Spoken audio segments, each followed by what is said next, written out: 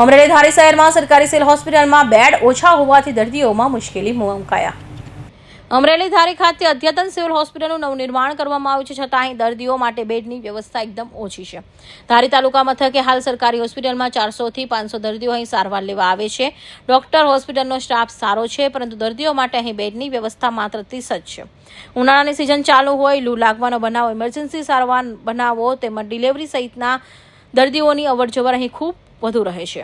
હાર્દિક વાઘેલા છે, ગામ નવાપરા ધારી।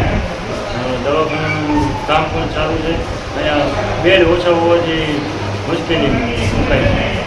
તમારી માગણી શું છે? તમારી માગણી મુજબ બેડ આપવામાં આવે એની મારી જેથી બધા તાલુકાના જે ગામડાઓ છે, બધા તાલુકાના લોકોને સારવાર મળી જાય। દિનેશભાઈ વાઘેલા। શું માગણી છે તમારી? મારી માંગણી એવી છે કે અહીંયા બેડ ઓછા છે, એટલે દર્દીઓને માટે બેડ વધારે હોય। સારવાર કેવી છે? સારવાર સારી છે, ડોક્ટરો કેવા છે? ડોક્ટરો સારા છે, પૂરતા પ્રમાણમાં સારવાર મળી રહે છે? પૂરતા પ્રમાણમાં સારવાર મળી રહેશે।